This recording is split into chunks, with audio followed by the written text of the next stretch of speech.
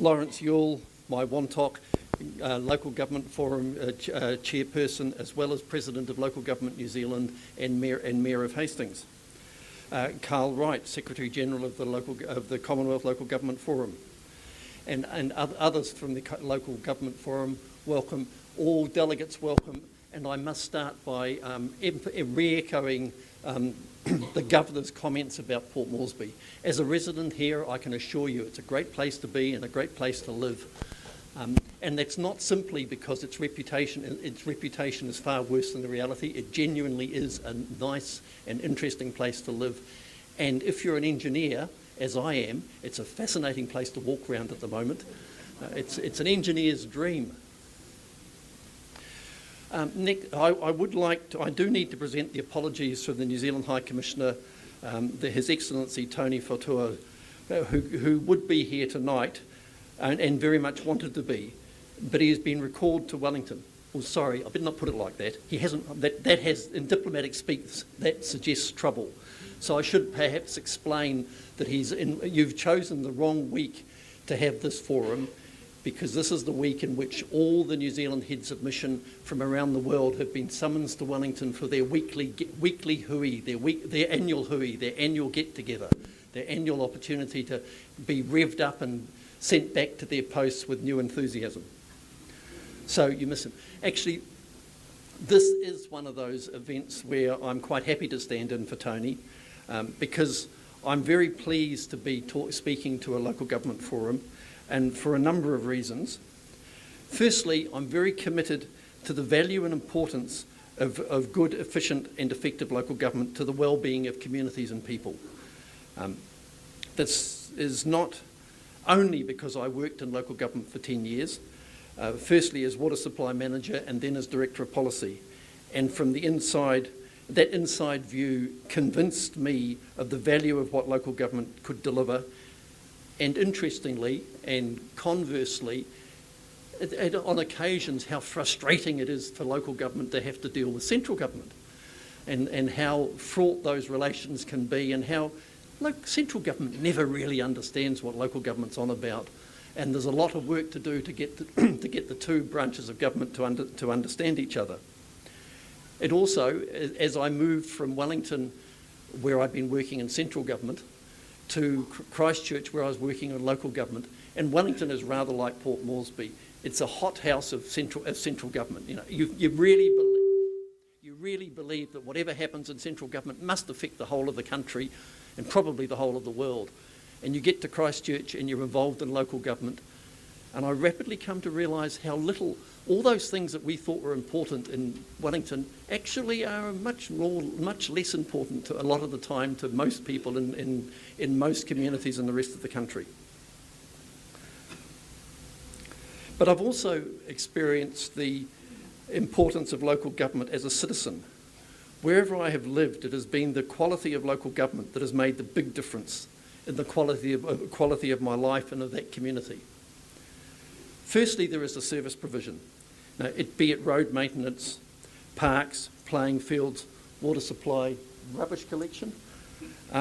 They affect me every day, and I want them to be good, and I expect them to be good, and I look to local government to ensure that they're provided. And if the water supply fails, that affects me immediately and directly, and I want it fixed, and I want it fixed now. But it's also about local knowledge. The best local government is close to the community it serves. You can see elected members and employees when you walk down the road. They live in the community they serve, and they know what is going on and what would make a difference. It can be a real pain to work in.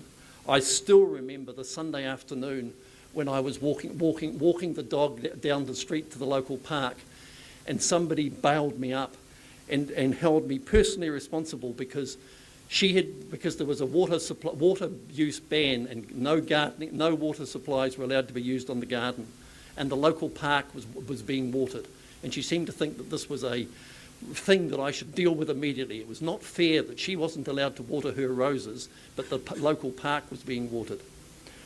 That was funny. I was less amused to be phoned up in the early hours of the morning by somebody whose tap was leaking and they seem to think I was personally responsible for repairing their taps. But that's the price you pay for being close to the community you work in.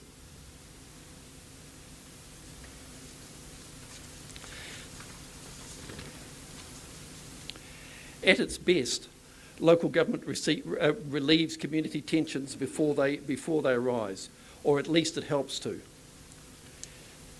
It also represents its community to other arms of government, to businesses and to other institutions. It speaks for the community and efficiently and effectively attracts those that the community wants to move into, who it wants to move into the community. And it plays a very important role in community prosperity.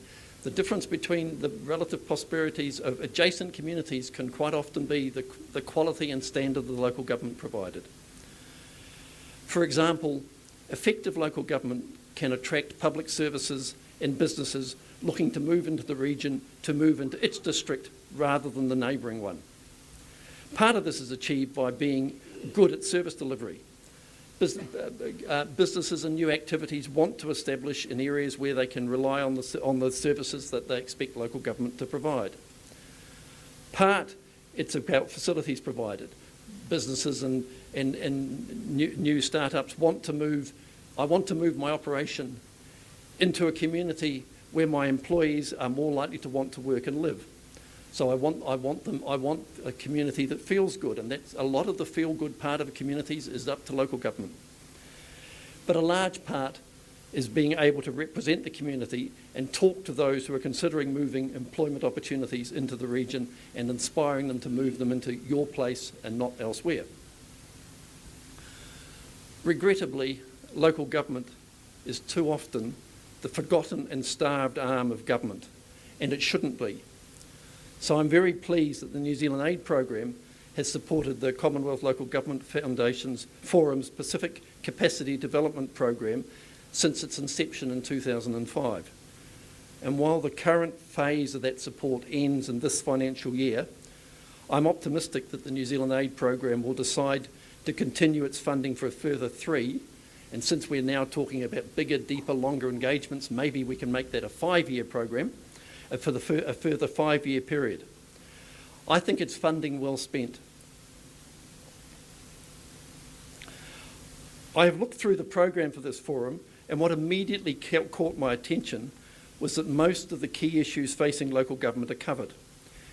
In particular, I was drawn to the introductory statement for tomorrow's first plenary session, which I think is worth quoting. There are a host of challenges that face local government in the years ahead. Delivering services, lack of finance, managing staff, engaging citizens, forming new partnerships, and rapid urbanisation, changing demographics, a new digital economy, climate change, trade, the changing politics of aid, new global goals.